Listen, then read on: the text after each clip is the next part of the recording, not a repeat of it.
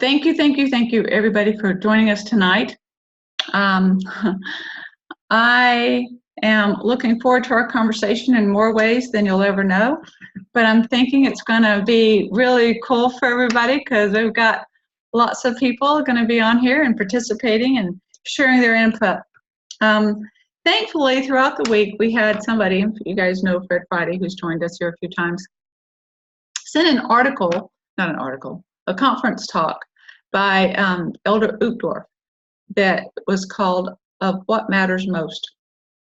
And so we're going to kind of go off that a little bit tonight and probably weave in a few other thoughts, I'm sure, to all of that. And so I am just thrilled with you being here. I really am. Thank you so much for joining us. Have Jim here with me. He's not much of a talker, but he looks good, right? So anyway, so we are going to be talking about tonight of what matters most. And Elder Uchtdorf started off talking about, when we get into like this normal stream of things, right? And we got life going and life happening, and we're keeping it going. But then, I think he compared it to the tree rings, right? Isn't that right? Like when things were going good, it had a steady stream of rings being built out of the tree growing. I think is what he was talking about there.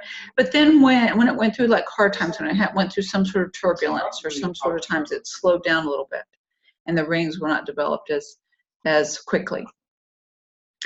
And I think the whole premise of the talk that I got out of it anyway was that we need to slow down, that we need to not be so busy. Like sometimes even when we go through stressful times, we're still trying to keep up with our normal daily life as if nothing happened.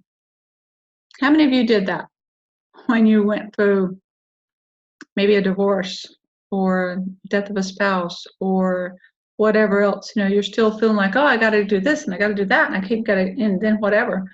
I'm really good at filling in any unused time during the day. I am really good at being busy.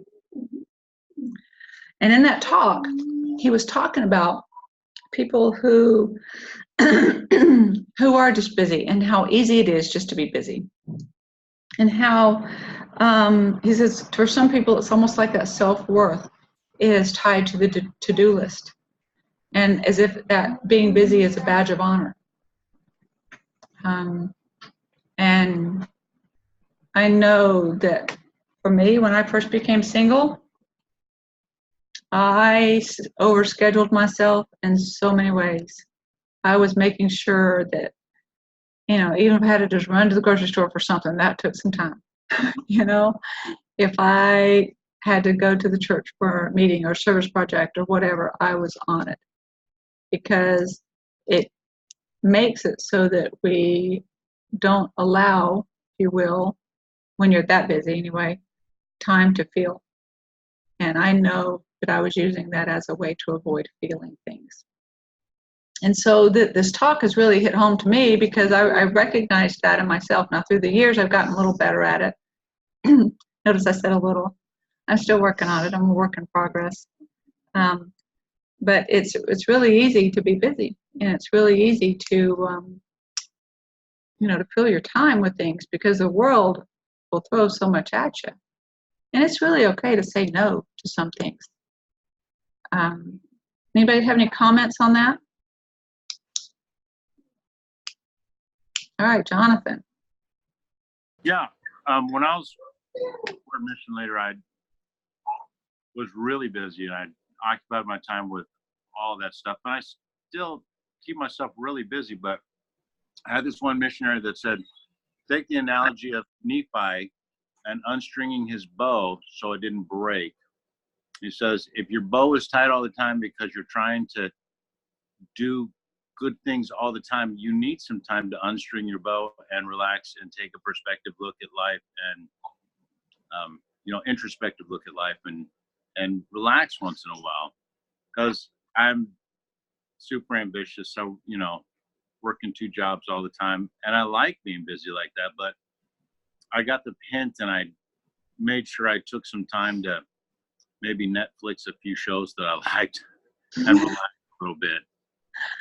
But so it was a neat analogy from the scriptures that I could really relate to. That's awesome. Thank you. And Brian? Poole? Brian Poole? Sorry, I had to unmute. I'm not sure if I can. I'm on my Bluetooth driving right now. It's okay. I just got done with going to a mid-singles conference in Washington D.C. and one of the workshops they did was about mindfulness. And I had kind of a powerful experience that I'm not sure how much of it was spiritual or emotional or psychological or some kind of mix of all of it probably. But and I've kind of read a little bit on it, watched some shows on mindfulness, and kind of studied a little bit because they're teaching it to our kids in elementary school now. But a lot of it has to do with like meditation, and but it's not like necessarily a religious one. It just is about being quiet and thinking about. We're just being in tune with the present and what's going on, and down to your breathing and your heartbeat, and listening to their surroundings, and think and clearing your mind and letting the clutter go and finding out what you feel like emotionally, physically, and relaxation techniques. And I had been so busy getting to this conference, getting there, and stressing out about who am I gonna meet, who do I know? I don't know anybody, and just so many things on my mind. How to get there, how much gas do I have in the car? Do I have enough money? Do everything about getting there, what I'm gonna do, where I'm gonna stay. I was so busy that by the time we stopped to have that mindfulness thing and relax, I didn't even realize how much emotional baggage I was repressing and how much was going on that had just been. My little boy was sick right before I left, so I was really in a hurry to get to work and get things done and get things packed and get there, and was running kind of late to things, and I had no idea how much worry I had that I was just stuffing down into the back of my mind, and how worried I was for him because I was so busy doing other things that I never had time to process what I was feeling. And so it all kind of came out during this little session. Anyway, I just think it has a lot to do with like what you're talking about finding time to just reconnect with yourself and find meaning in what's going on in life, and to analyze how you really feel and what you really need to do for yourself and that sort of thing. I love that. So I've been working on a lot of mindfulness in the last couple of years, and oh my goodness, what that has done to create. I love how you reminded us too of just living in the present. Too many of us worry about things that are way beyond our control. And I believe, this is my belief system, but worry is just such a waste of energy. And for me, anyway, I mean, for you guys, you might enjoy it. Some people really like it. I'm not a big fan of it. Okay. So I avoid worrying as much as I can. And trust me, I do get into worry times, don't get me wrong. But I feel like it just drains my energy. But if I can just get into that state of more of a peaceful time and being more mindful of the present and what I'm doing today, what I'm doing right now, where I'm at, who I'm with. Like we talked about in the last couple of weeks about President Monson, when he went to go visit somebody, he was just there, hanging out with them, chatting with them. How many of us take the time to do that anymore?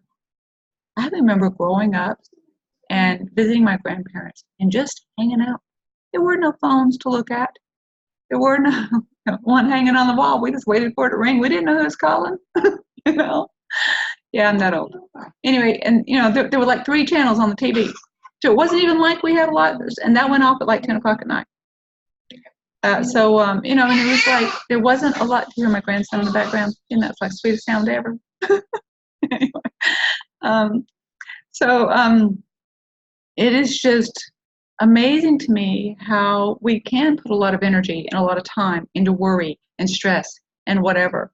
And when we can just kind of slow down and just be mindful of knowing that we can get through this, and we don't have to do everything that we would normally do, like we've talked about in the past about our new normal, right? Like we can just slow down and just kind of take an assessment of what we need to do. And in a minute, we're going to talk about the 4 most important relationships we're going to have, and we'll talk about that in a minute. But just know that your self-worth does not have to be tied to your to-do list. You don't have to get it all done. That might be the world telling you that. I love how in the talk he talked about how we just need to worry about the basics. Truly knowing the scriptures, studying the scriptures, knowing the doctrine, listening to the prophets and the modern day revelation. We get to do that next weekend even. I'm so excited about that. Jim and I had a conversation today about General Conference and about, what we normally do, what we like, that kind of thing. I love listening to all 5 sessions. Yes, I listen to the priesthood session when it comes, because I can get it on TV. I can do that. But I love watching all 5 sessions. And to me, Saturday is like the most important day to watch it. Because on Saturday, that's when all the big announcements happen. That's when you get to sustain the prophets and the leaders. Sorry, I'm going off on a tangent here for plug General Conference. Sorry, we'll come back in a minute. That to me, like last time, wasn't it last time? Maybe the time before, I think it was last time. Elder Holland spoke on Saturday morning. He's like the big draw, right? They didn't do that on Sunday. It was Saturday morning. That was kind of huge to me. I'm like, wow, they're bringing out the big guns now, So, it's just kind of cool to me how there's just so much there. Now, on Sunday, I think that the talks are also awesome. To me, that they seem to be more basic doctrine. Whereas on Saturday and in the evening sessions, we tend to get a little bit more involved, a little deeper, not a whole lot deeper, but a little bit. A little more challenges are given, it seems like, on Saturday. Remember those challenges? I challenge you to read the Book of Mormon. I need to see you. So, there's just different things that are offered on a General Conference that I just totally love. All right, now back to our topic. He was talking about how any virtue that is kind of overdone or done to an extreme can become a vice. So we need to be really mindful of how we're living our life. Take an assessment of how you're living your life. Are you being busy to avoid feeling, like I did years ago? Are you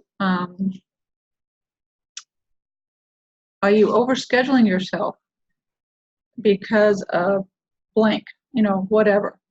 Take an assessment to do that. Now, you guys know I'm a big fan of the Single Adult program. I think it's an awesome program. I think it was inspired. And I do believe that attending those events, you're going to have a lot of opposition in getting there. I can't think of one that I've been to that I have not had opposition in getting to. In some form, I've had some form of opposition in getting to the Single Adult event, especially going to the temple. Like, I don't like saying I'm going to the temple out loud, because I think that's an invitation for Satan to come in and go, oh, look at what she's gonna try to do.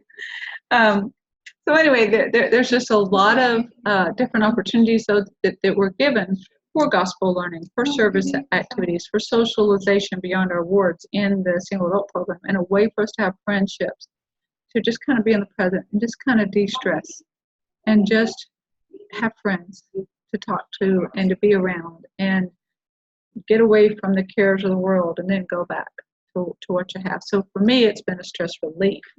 For some people, I know they don't always feel the same way, and that's okay. But I love, going back to what Brian was talking about mindfulness. I love that. I think it's fabulous to look into that. There are plenty of books on it.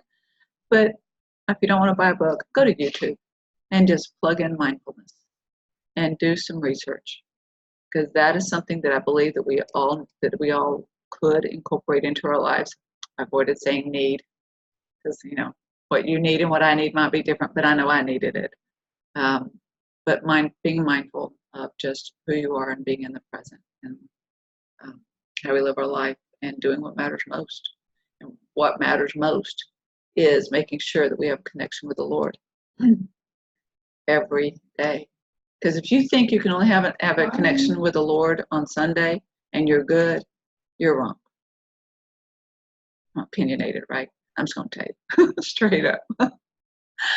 You got to have. Oh, Brian, did you have another comment? Yeah, I was going to say just a little bit more about the mindfulness thing. Oh, good. There's a Netflix video about how the brain works. Oh, good. There's an episode about mindfulness, and it talks about how these Buddhist monks who practice it in depth, how their brains develop differently and age slower than the rest of ours, and how they've taught mindfulness and helped people deal with anxiety and depression and even physical pain, where their brains respond. They've done research on them, and their brains respond differently to pain because of their ability to practice mindfulness and to recognize and acknowledge the pain and deal with it mentally and emotionally. And anyway, just really neat stuff. Another thing that they talked about in the conference today was Pat Buchanan's daughter, Faye Buchanan, spoke, and she was just amazing. And she's been through a lot too. But one scripture that stuck out to me that kind of relates to this is she said the scripture that says, and I don't know which one it is. I didn't write it down. Haven't had a chance to look it up yet. But it says something like, "Take no thought for tomorrow or for the morrow, because the things of the morrow will take care of themselves," or something like that. And it might be one of the Psalms or something like that. But basically what she was saying is that because her life had so many twists and turns and ups and downs and changes, that after a few times of having her vision of life, having to take it down and deal with things not going the way she planned, that she realized and learned a lesson that she had to just pray for what to do today. And she said that what she does now is when she gets up in the morning, she prays and she says, what can, the theme of the conference was seek ye first the kingdom of God. And specifically, there was a lot of push for seek ye right now the kingdom of God. But she said that she gets up and prays and says, what can I do for you, for you today, Heavenly Father? What is it that you would have me do to serve you? And she just focuses on that day, and she says it's good to have dreams, it's good to have hope, and pray for them. But when she wakes up in the morning, the focus of her prayers and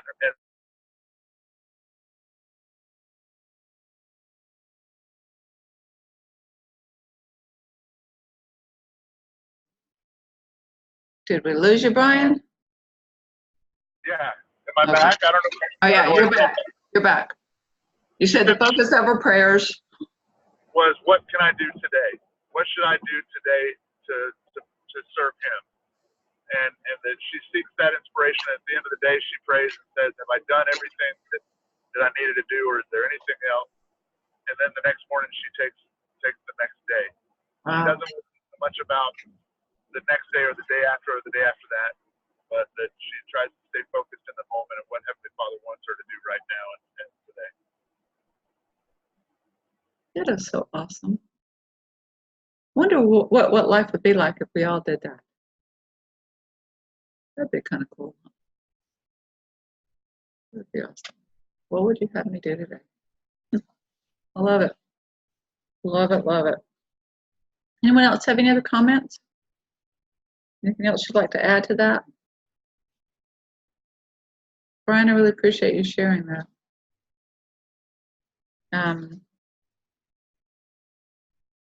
It's really awesome. I love that. Just being in the moment. I know I'm very futuristic. That's in my top 5 strengths. And in some ways, I guess that can be good, but in some ways, kind of. There's some days I'm like, all right here. Let's just be right here.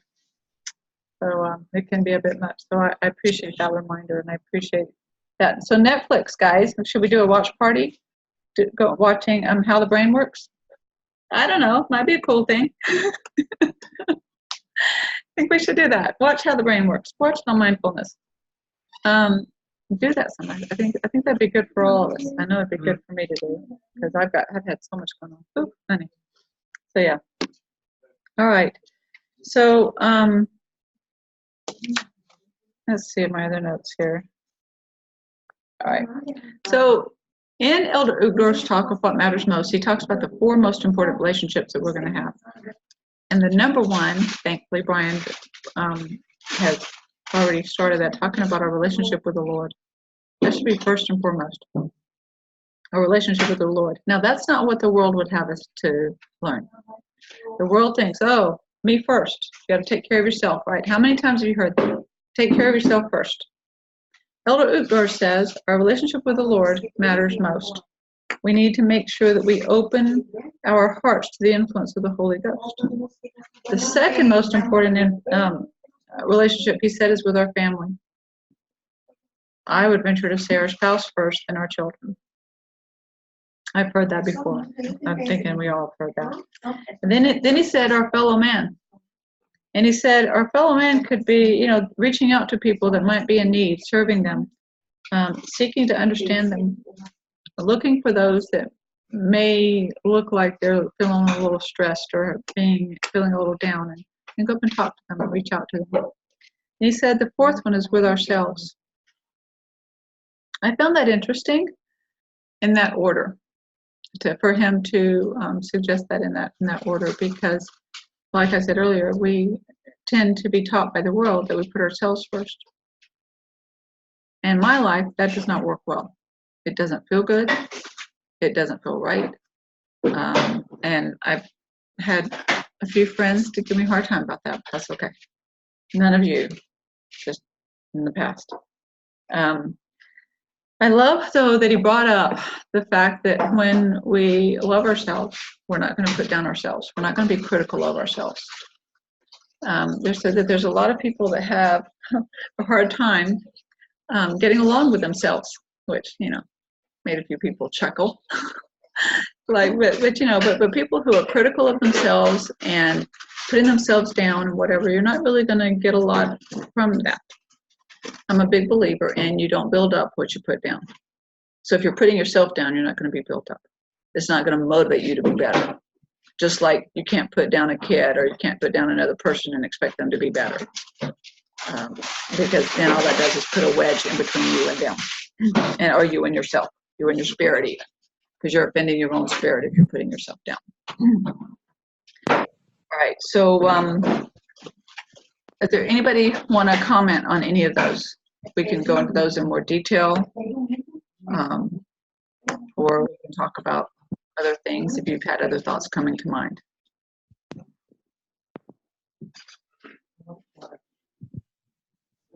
Just unmute yourself and share your thoughts.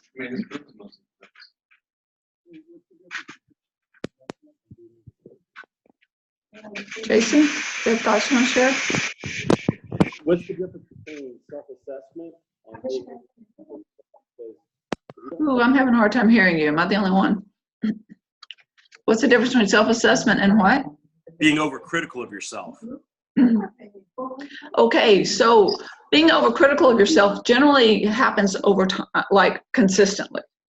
Like it's something where you just think of yourself that you're stupid, that you're not worth anything, that you're, you're just not good at this, and you've got this problem, that problem, the other problem, and it's just, man, I'm even feeling that in my head as I'm saying this thing. I got to undo all what I just said. But anyway, you're just constantly putting yourself down, and that's more like your way of life versus the self-assessment of, okay, so in my relationship with the Lord, let's just take that for instance, I'm spending 5 to 10 minutes a morning reading scriptures, but maybe I could study those a little bit better.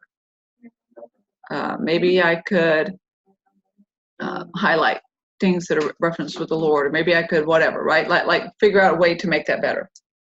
Okay, and then with your relationship with your family, you could be like, okay, well, I spend this much and this much time on whatever, but I could see how I could spend more time here or more time there, or maybe I could do this, or I could say this, or whatever, to improve communication, to improve that relationship, because relationships will work no matter who you are, relationships work. And that could keep going on, right? Does that make sense? Like you could take an assessment of work or whatever. Definitely we want to improve. But I believe there's a difference between being constantly critical and beating yourself up all the time versus a self-assessment. Does that make sense?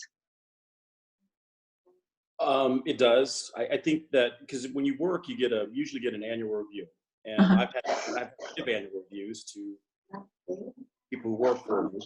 And one of the things is we call it constructive criticism. But I'm also required, or have been required, to do my own introspective review of myself and present it to my boss and say, this is my strengths, weaknesses, and things I'm working on. I think it can be a fine line between being able to self-evaluate yourself and things that you need to improve on, whether it be temple attendance, reading scriptures, not saying bad words while driving in traffic. There's things, but I think it's important that we're honest with ourselves. One of the things but it's also not just with ourselves, but with other people. One of the things I've noticed, especially as parents, my kid would never, do something like that, is being honest with ourselves and not being able to accept somebody saying, there's a better way of doing that, or have you considered doing that? So let me ask you this, to kind of going to that stream, not to change subjects.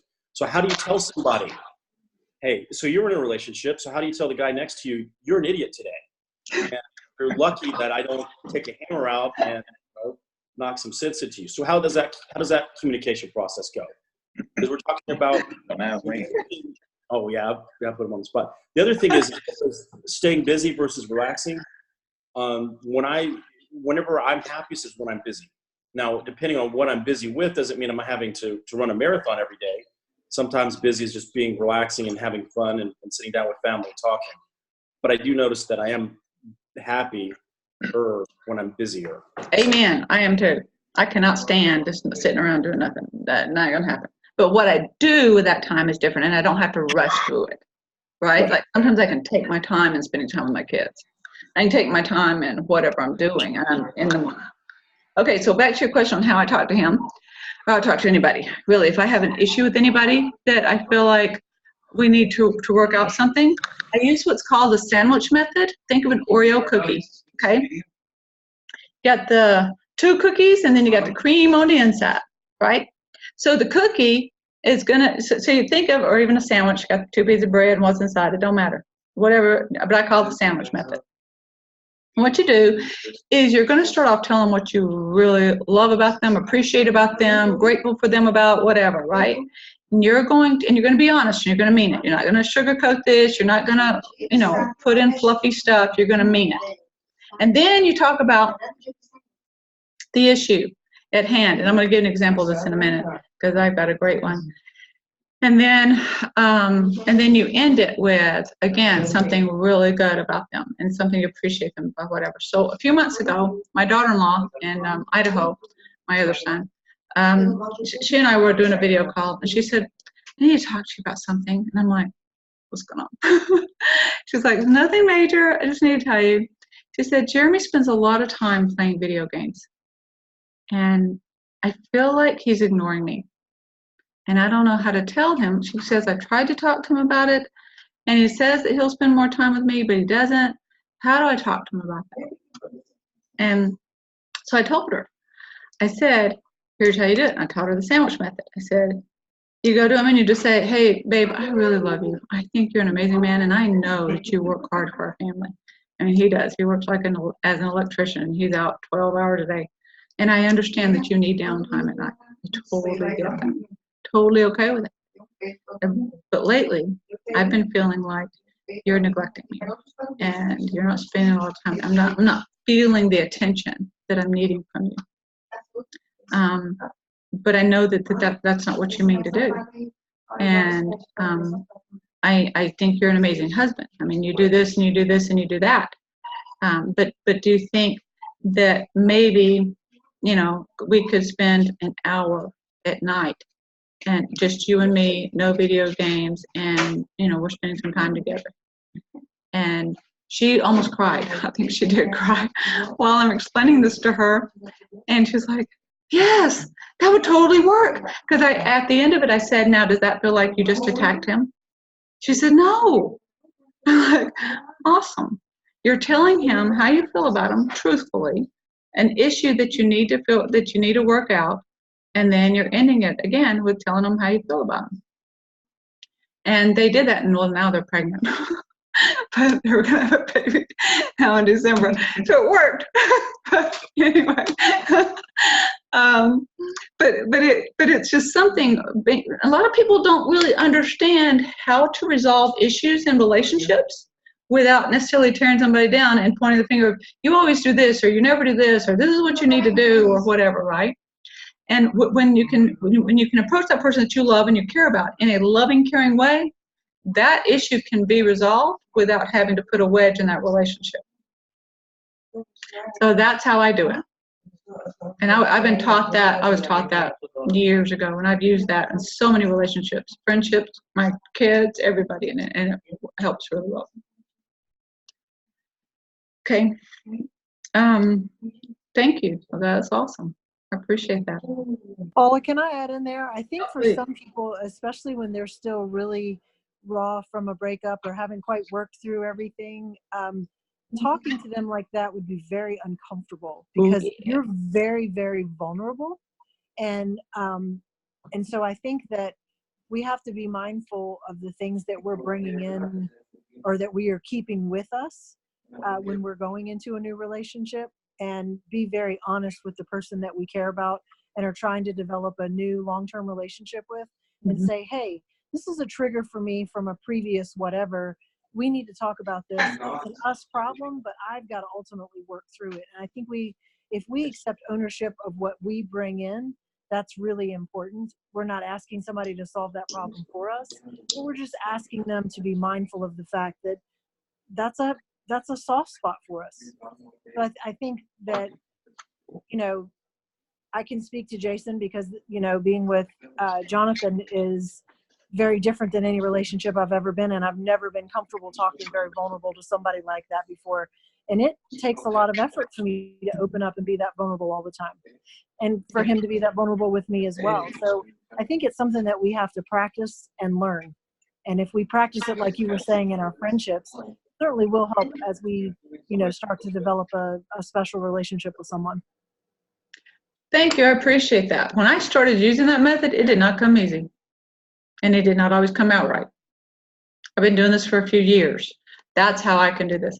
And approaching him with it, I do feel more vulnerable than I would with my kid.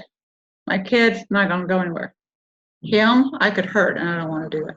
Not that I wouldn't want to hurt my kid. Don't want to give you that impression. Don't hurt my kids either, right? But it is different because there are times when, like Jennifer's saying, there are triggers. I got emotional last weekend about something that I was like, what the heck? And I'm like, going to him and going, I don't understand why I'm getting emotional about this. But I had to think about it for a little bit, process it, and go, wait a minute. Okay, here we go. And then figuring out what it was. Because like Jennifer said, we may have some triggers, and not that was necessarily a trigger. It was just had a bunch of stuff going on in my life, and it was just one more thing. But there's just different ways of being able to work it out. But I love how Jennifer said we own our own feelings. We don't put that onto somebody else. We feel the way we feel because of us, not because of something they did, said, or whatever. And now we could react to something. We can be triggered by something. And so like Jennifer said, if we let them know that, that is where the communication begins. You can say, hey, when you do this, I feel this. When you say this, this is how it feels. When you do this, this is how it feels, right? You're not saying, hey, you did this and you're making me feel. You're not making me do anything. That help? Jennifer, does that work better for you? Most definitely. I think, like I said, I think in the past, I've always just been a reactionary person, just very, whatever was going on, whatever I was thinking at that time, I would say. And I've switched over to being a processor, and I've been working on that for about the last 4 years. And sometimes it's frustrating in a relationship because Jonathan just wants an answer. Like, just like right now, I can't like give you a real well thought out answer. I can, kind of give you what's on my mind right now, and we can talk through it, but it's not going to be the final, outcome. I think that all of it's a process. If we're not communicating with one another, it's not good. And you just have to have that open communication back and forth. I love it. I love it. Yeah, and I have become more of a processor. I used to react more too, and I love the processing versus the reacting, because I feel like the reacting hurts relationships more. Doing a knee-jerk reaction kind of thing, versus the processing. If you can process it for overnight or a few hours, however long it takes you, and then just talk it out, it's a lot better and way more productive, and it doesn't hurt the relationship. Because once you do a negative knee-jerk reaction, it's hard to come back from that, especially in a relationship that's new, and it's hard to come back from that and have the same level of trust that you had before. So does it require patience on the man's part, because men are fixers? Amen. So women are saying, I need time to decompress, de-stress, and think about it. So you're just going to have to be patient. We're like, we want to build a bridge, or we want to go build a house, and we can't do that. We are not very patient people. So we need to be more patient as you go through the process. Mm-hmm. Right. And it is amazing to me the differences between men and women and how we do things. Well, I think, Jason, you hit the nail on the head. It is a very different way for women and men to react to things. And I think that a way that maybe you can view that is listening to what she has to say is actually helpful to her. If that is how you're fixing the situation, you are being that listening ear to her. You are being patient with her. And, eventually you guys will get to a resolution. Hopefully, anyway. So for us men, when we're looking at this, instead of saying that we need immediate action, we need to look at the action differently, that we are listening to you, we're allowing you to process and work through it, and then we can have a discussion. So there's a building process where we want to have an end result, and want to kind of, put the blueprints together, buy the materials, and then, hire contractors and then the architect, and we just want to start working, because we never ask for directions anyway. So Right. what would we start now? So Just gotta wait on those blueprints. Well, I think we talked about that another time when we were talking about building the foundations of relationships. Mm-hmm. I think that's where the building of the foundation comes in, where we are, putting out blueprints. We are figuring out, okay, this is the way, for my particular case, this is the way Jennifer thinks and feels. This is the way Jonathan thinks and feels. And how do we blend those blueprints together so that there can be a strong structure there, so that we can be very vulnerable with one another and hopefully have a lot less processing time, because we've taken the time to learn each other well enough that, a lengthy processing time is not necessary.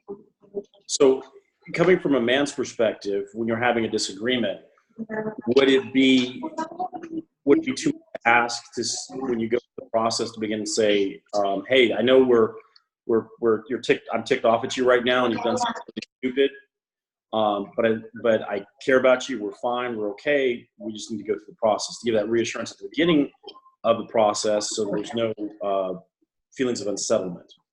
I think it would be better for you to say in a situation like that, I'm just feeling a little upset right now and I just need some time. Rather than That's a very negative statement. right. And if you said that to anybody, I think a lot of people would be like, okay, what does that mean? And so once you go back to so now it's, to me, because the compound situation doesn't resolve it, just means adds more angst to it. So And it may, yeah, it may put a little bit of, oh no, where are we at right now? But it would be way better to wait during that time than to do the reaction. Because if you start calling somebody stupid, if you start telling them you did this and you did that, whatever, it's going to be hard to come back. Well, yeah. I mean, yeah, you don't want to say things that are hurtful ever. Not ever. So, but men can be very uneasy sometimes with the process, is what I'm saying. But, Because we but what, Jennifer? may I make a suggestion to you? Do regular check-ins with your companion and just say, hey, how are things going? And instead of allowing things to get to a point where you are literally mad at one another, you actually talk about things as they happen versus allowing them to build. I know that's a foreign kind of territory for a lot of people, especially people that have been hurt from previous relationships, to be that vulnerable all the time. But I would recommend strongly that you be that vulnerable, because your relationship is going to flourish if you can be that vulnerable with one another throughout the whole process and are not allowing yourselves to get mad. I mean, you can be, concerned about something, or you can be, that hurt my feelings or something like that, but try really hard not to allow it to get to mad. I think that when you allow it to get to mad, the only thing that's going to happen is feelings are going to definitely get hurt, because you're coming from a place of right fighting versus problem solving. My opinion. That's just So my opinion. I think that's great. That and pizza. I think pizza really helps out with a lot of problems. I agree, Jason, especially mod pizza. I think everyone should have a mod pizza anytime something's slightly off in the relationship. I think Heidi agrees, because she's apparently having some serious problems right now, and she can't say anything because she's got a mouthful of pizza. And so I just was thinking, I'm eating here healthy chicken. Sorry, I didn't mean to go off the tangent here. And she's like, oh, your chicken looks good. And I'm like, she's eating pizza. I want pizza. So I'm sorry, Jennifer, but you're absolutely right. That is great advice, because men, they had a book a long time ago. Men are from Pluto, women are from Earth or something. Men are from Mars, women are from Venus. And one of the things I have learned is men do think differently than women, and that's okay. And so it's just that kind of finding that communication and that patience. Because one thing that I have learned is Satan in society loves to create anxiety and uneasiness. And when we go through that anxiety and uneasiness, we tend to do the panic button and blow everything up. It makes things worse. And so it's hard sometimes, especially for all of us who've been through those relationships, we're waiting for that hammer to drop. We're like, So no, great advice. I appreciate it. So Thank you. Awesome. Thank you so much. Kelly, you're unmuted. Did you have a comment you wanted to make? No, No, okay. I do occasionally, and then I think it's not good. Well, it would be good. Go ahead and say it. Jason, did you have something else you wanted to add? No? Jennifer? Anybody else? Heidi? Can y'all hear me? Heidi, pizza girl. Come on. What you got? Chocolate's good too. Can you hear me? Yes, I can hear you. Okay. No, I was gonna say, yes, the pizza is good, Jason. Thanks for the shout out. Appreciate that. At least I did it privately for you. No, I'm not mad. No, I was gonna say that I just hope that on both ends, both parties can be patient with one another, because I'm gonna be in a constant state of progress, and I'm gonna constantly be practicing. And so I think we should all get a shirt that says "in progress" on the front, and then on the back it should say "still practicing." Love it. So anyway, I was just thinking about that, because y'all come from different scenarios. We all come from different scenarios. My scenario is not ever being married, not having a relationship longer than a year. And so that is going to have to be just practice for me. I mean, I'm just going to have to keep practicing. I mean, and I'm practicing now, kind of, sort of, when I'm trying to date a guy and we're trying to communicate and get to know each other. I'm trying to practice, but I'm just was thinking, for me, I just hope that we both can be healthy enough to be patient with one another.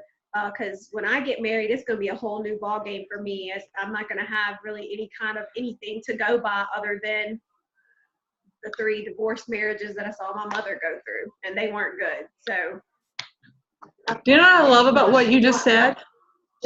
You said when I get married, not if. Can I just tell you that I love that? I heard that, Heidi. You said when. We are making progress, girlfriend.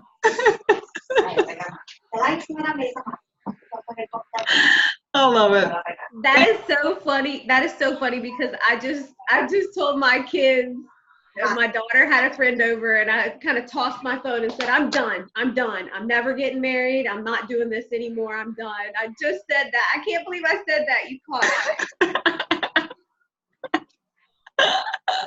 Yeah, so when you get married, yeah, that's awesome. All right, cool. Well, I appreciate that. This is awesome conversation, guys. All right, so thank you, Jason, for also bringing up that, because that's a great topic. Yeah, it is a vulnerable thing, and it is. Let me tell you, in the last couple of weeks, I felt some raw emotion, not just because of my relationship with Jim, but I've also dealt with my stepbrother dying, and I've had to deal with an ex when my grandson was born, and I mean, there was some raw emotion through that, and then I had to move and whatever. So I mean, there's just some different things that come up and different emotions all at the same time, and so yeah, it's different. So yes, so being vulnerable isn't fun for me anyway, and maybe for you, not like it. But you can feel it I can feel it in my gut, and it just feels kind of raw and just out there. Sometimes I like it when it feels more closed up. It's protected, it's guarded, it's whatever, right? You're like, hey, I'm not as wide open to somebody. Sometimes it does feel a little better to be a little bit more guarded, at least for me. It's like, give me some guard time, and then we'll come back to vulnerable time. But yeah, but when you're developing a relationship with someone, you definitely want to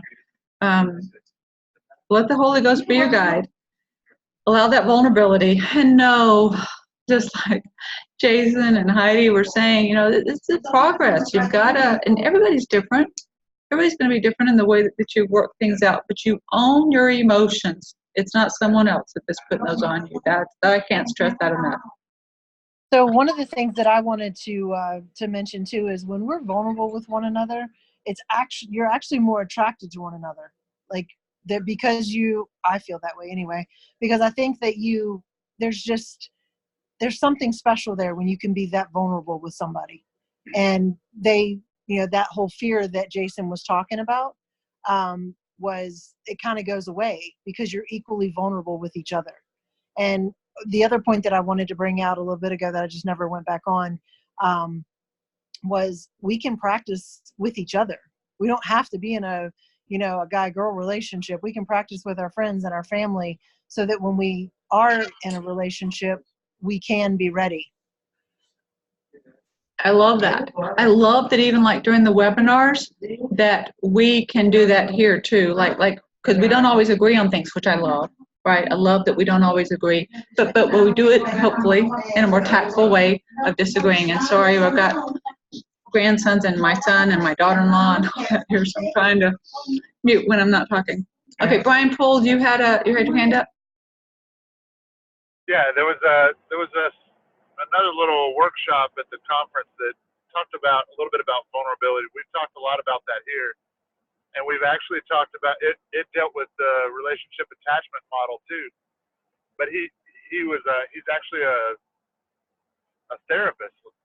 He was a psychotherapist, and he used the analogy of a house, and he talked about this vulnerability and intimacy and what levels. And I think that the amount of vulnerability that we allow, we don't need to rush that. He talked about it with the house, like strangers are outside the gate, and they may want to ask in. And back in the old days, that's what people had a front porch for. They'd invite them up on the front porch and they'd have a conversation. And once they felt like they could trust them a little bit, and different cultures and different people, it would be more time before they would invite them into the living room, where it was like usually right near the door, and it's safe, and it's always the cleanest part of the house, and they're not going through the rest of the house with more, where they're more vulnerable and more intimate type things in the house, and messes and personal private stuff. And then after weeks, days, or maybe even years, eventually the person that keeps coming into the living room and it's being safe and treating them well and treating them with respect might get invited into the kitchen to have, or into the dining room to have food, or into the kitchen, and then so they move to kitchen level, and they're almost kind of part of the family, and they're more vulnerable and more exposed to more details in their life, and then eventually, then he said that there's even bedroom level where mothers or parents and their children or spouses are there together in different. So he said basically you don't want to give the bedroom vulnerability to somebody who should be on the front porch.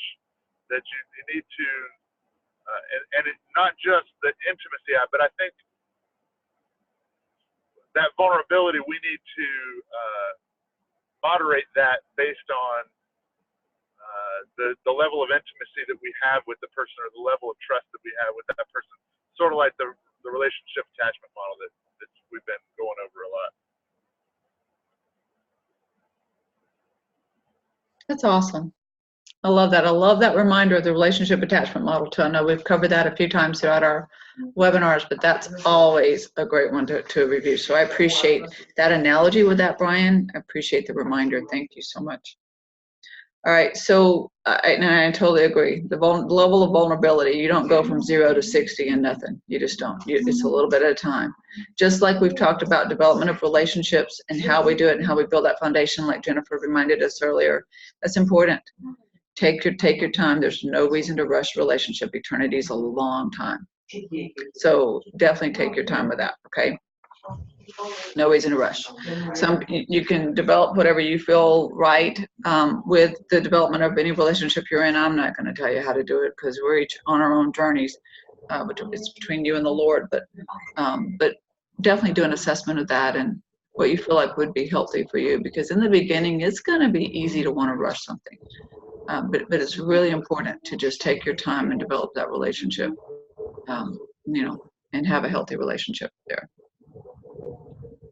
All right, so back to the 4 most important relationships will be God, your family, and I'd break family down into spouse and then your children, fellow man, and then yourselves. Think about that this week. What does that mean to you? Review Elder Uzdorf's talk, or if you want to watch him on the video, do that. That's what we did tonight. Then that worked. Or if you want to read it, read it. But of what matters most. That's not the same as the good, better, best. This is different, because actually that's what I thought it was going to be. But it's not. It's of what matters most.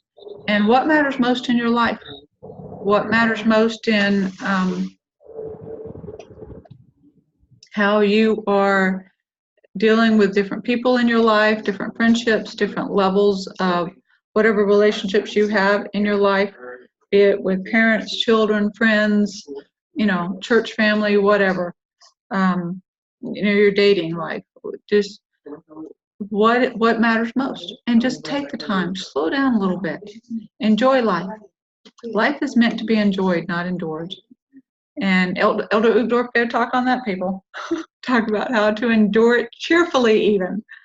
So, and sometimes we just need that reminder of knowing where to head in a direction that the Lord wants us to be in, with the people that He wants us on that journey with. And a lot of times He puts those people in our lives. What we do with it is up to us. But that is something to think about. So take an assessment. Do a self-assessment if you want to. I love the idea that Jason brought up of that. I love doing those. I love doing the self-assessments and just, personal development junkie here. So, but it's one that is important. It is important just to kind of see where you're at and hope. And if you are one, I know women do this way worse than men do, of beating yourselves up. Stop it. Also, in the words of Elder Uzdorf, people, read Elder Uzdorf. He's got a lot of talks out there. They're just awesome. I'm a fan. Can you tell? Anyway, don't beat yourself up. And that's easier to say. It's easier said than done. But at the end of every day, celebrate your wins. Some of you have heard me say that. Celebrate your wins. What did you do right? You do more right than you do wrong, but oh my goodness, we make a little mistake and it's like it becomes a mountain. And we want to beat ourselves up about it. And as women, that's really easy for us to do. I know some men may do it too, but I know that as women, that's easy for us to do. And it's something that we really need to evaluate our progress. For all of us, evaluate your progress. I mean, think about where you were a year ago and where you are now. What progress did you make? Where you were a month ago and where you are now. What progress did you make, right? Celebrate the wins. It is something that you can do with your relationship with the Lord, with your relationship with others, with your relationship with yourself, and being able to do that and just celebrate not only your wins but also others. A true friend and somebody who has appreciates value in another person will celebrate their win too, and not be jealous of it, not think, oh, but I could do it better, none of that. Just like, hey, that's awesome for you, and truly mean that. That's great. Yeah, Nitra, did you have something you wanted to add? I'm sorry, can you hear me? Yes. So I'm actually driving right now. Oh, awesome. So I think my mic just automatically came on. So hi, everyone. That's about really all I have, except for, a prayer request later on at the end of the day. Other than that, I'm good. Yeah, okay, awesome. Awesome. All right. Well, I really appreciate you guys spending the evening with me. Did you guys have anything else you wanted to add to tonight before we sign off? Hey, Paula, remember Yes. we said we were going to possibly end with a closing prayer? Yes, thank you, Heidi. See, I think you suggest that to me, and I told you I need a reminder. All right, let me turn off the recording though, because I'm not going to record a prayer. Hold on. Bye to those watching the recording. Thanks for joining us.